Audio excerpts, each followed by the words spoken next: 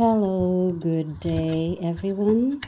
Ito na naman po si Uzbek Life at KKF at naghahanda po ako dito ng ingredients o yung mga panangkap ko para sa aking iluluto na macaroni. So, this time, binigyan ko po ng taste ang aking macaroni. So, nilagyan ko po siya ng cheese kasi nakakita po ako ngayon ng cheese dito. So, para medyo maano-anuhan ng lasa, hindi kagaya ng dati na plain lang siya na carrots, potatoes at saka yung cheese. This time nilagyan ko siya ng cheese at saka hotdog kasi na-discover ko yung isang parang store siya, pero parang tago siya across our school, pero sa bandang kanan siya ng school namin. So, dito sa banda na ito, naghihiwa po ako ng carrots. So, yung carrots po nila dito, ayan. Yan po ang kulay ng carrots nila dito. Parang yellow-orange. Ganon.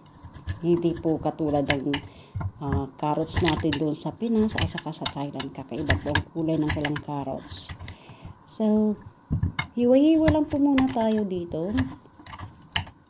Na ganyan-ganyan lang. Ginanyan ko rin lang para ginamit ko rin po sa screencast, pero yung paggamit ko sa screencast is pinaghiwa-hiwalay ko yung video. So, dinamihan ko po ang paghiwa ng carrots kasi mas masarap pag kumain ng macaroni na marami rin ang gulay. So, kagaya po nito.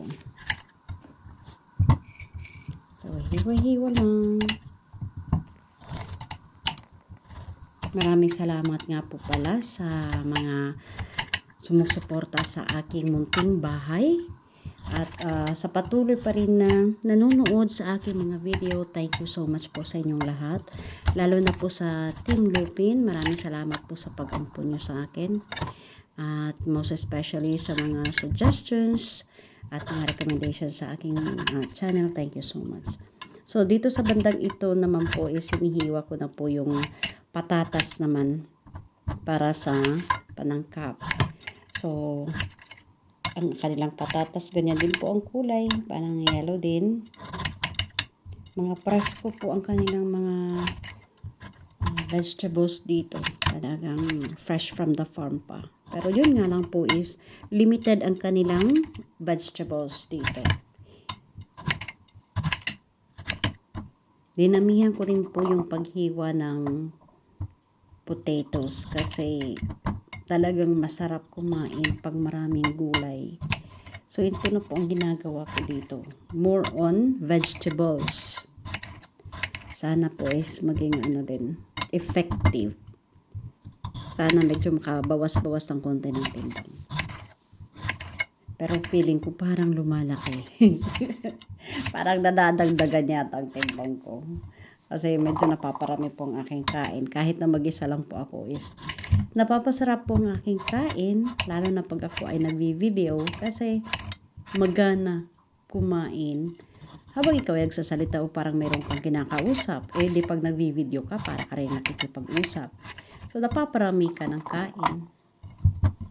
Ganun lang yun.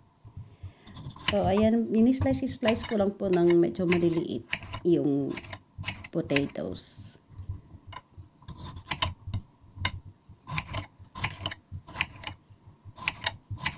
Dito po talaga ginaantok na po ako dahil sa kay screencast kasi gumigising din po ako sa ating gabi.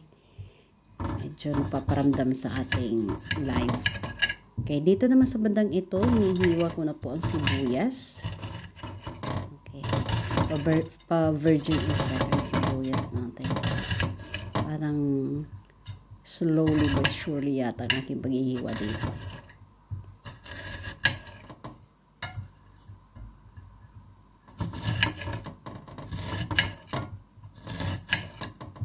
Dalawang sibuyas po dito ang hinati ko. Ang hiniwa. Kasi mas masarap ang luluto mo pag maraming sibuyas. Maraming panangkap. Mas masarap siya. Yung amoy ng sibuyas. And it's very appetizing.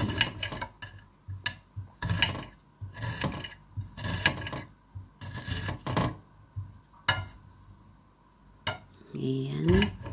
Yan po, pangalawang sibuyas. So, ang ating onions. Then, after that, nag-prepare din po ako ng tomato. So, 3 tomato po ang aking hiniwa dito. 2 malalaki at 1 maliit. So, yung nabili ko na tomato dito is medyo hinog na siya. Wala akong makita na kagaya ng dati na nakakabili ako ng yung medyo hilaw-hilaw pa na kamatis. Ngayon puro na mga hinog ang kanilang kamatis. Ayoko sana ng sobrang hinog. Gusto ko yung medyo hilaw ng konti, tapos hinog ng konti. Yung katamtaman lang para masarap din siya sa salad. Masarap papakin ang kamatis na hindi sobra sa pagkahinog. Parang iba ang lasa pag ganyan na pag sobrang hinog. Mas masarap yung hilaw.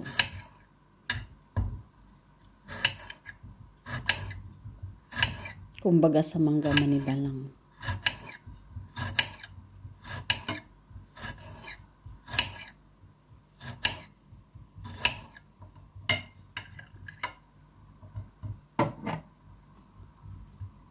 Yung maliit na yan, sobrang hinog na. Pero sige na lang kesa masayang. Hiniwa ko na rin. Pero marami akong naitapon na kamatis na muna ko nabili.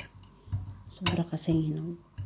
Na-overripe na sila. So, hindi na yan masarap gamitin.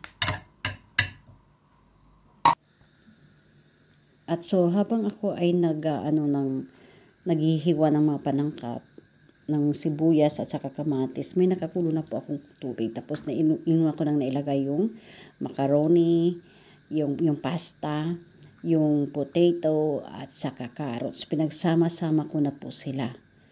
And then, habang kumukulo po ito, dito ko na rin po inilagay yung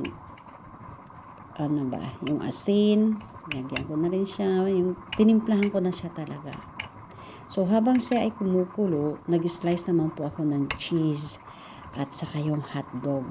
Hiniwa-hiwa ko rin po siya ng maliit para madali siyang, yung cheese para madaling mag-melt. Tapos, yung hotdog, iniwa-hiwa ko ng medyo maliliit at manipis para madali rin maluto.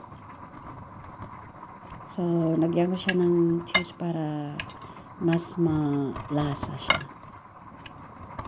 Diba usually naman talaga naglalagay tayo ng cheese sa ating macaroni. Kaso, nang una, hindi ko siya nalagyan kasi hindi ko alam kung paano at kung saan bibili ng cheese. Nagtatanong ako kung saan ako tinuturo. So, pag pupunta ko doon, wala naman ako makikita na cheese. So, nung napunta ako doon sa isang tindahan na yun, doon mayroon siyang freezer. So, tinignan ko lang tapos lang ako. Nagdampot-dampot. Pulot lang ng pulot. Tapos doon ko nakita rin din yung hotdog. So, at least alam ko na kung saan ako bibili ng hotdog, saan ako bibili ng cheese. So, pwede ako magbili sa market, pwede rin ako magbili doon sa store na yun. So, I have so many options now. Hindi kagaya ng dati, doon lang ako nagpupunta sa market talaga. Doon ako nang titingin-tingin. Mahirap magtanong kasi hindi ako maintindihan. Kaya, titingin-tingin lang talaga ako. I have to walk and stroll around the market. Ayan, ganyan na po ang kulay niyan kasi inilagay ko na po ang cheese dyan. So, lumapot siya. Mas lumapot. So, kailangan halu-haluin para hindi dumikit sa ilalim. Okay, ayan. Naluto na po siya. Then, ang ginawa ko naman is, ayan, nagpainit na po ako ng frying pan kasi igigisa ko naman po siya. Lagay ng cooking oil, then sibuyas, tapos pag naluto na ang sibuyas, isunod naman po natin ang kamatis.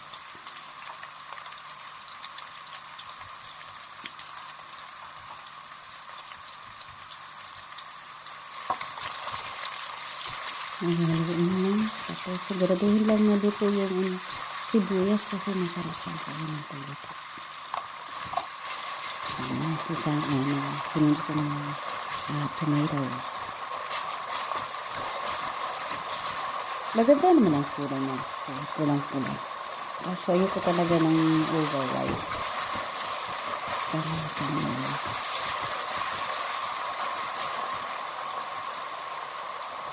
And, sinunod ko na yung hotdog. Sure lang na luto din yung hotdog. Kasi yung macaroni o yung pasta is luto na yun eh. Pag naluto yung hotdog, madali na.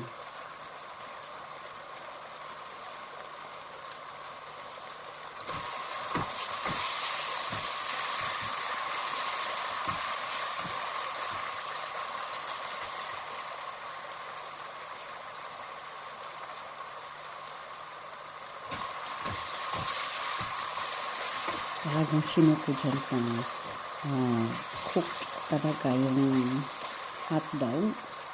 Siyempre, yung kamatis at sibuyas.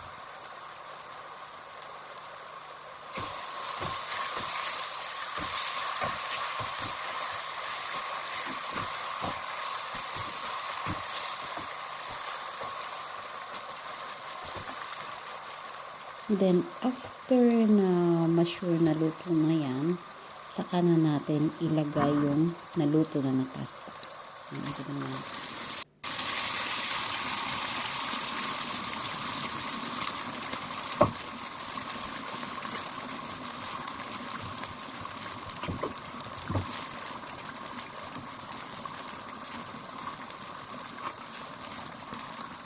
Para lang yun to the max. Kahuli mo yan. Then, haluin na.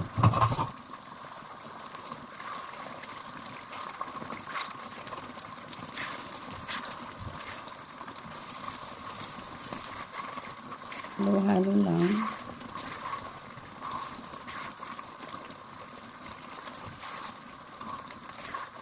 Sobrang dami ng minuto ko, no? Pero, yan, dalawa o tatlong araw yan na kainan. Nilalagay ko lang po sa fridge.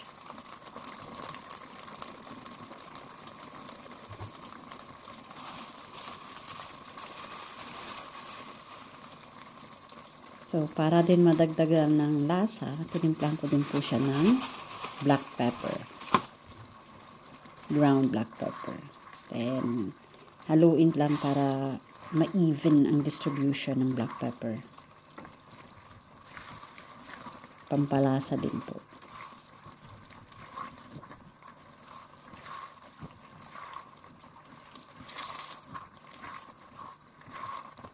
So, ayan lang po ang aking simpleng recipe ng macaroni. At least, nadagdagan ngayon ng hotdog at saka cheese. Kasi nung una, wala po yun eh. Simple lang po yun na pagkakaluto. Pero ito na.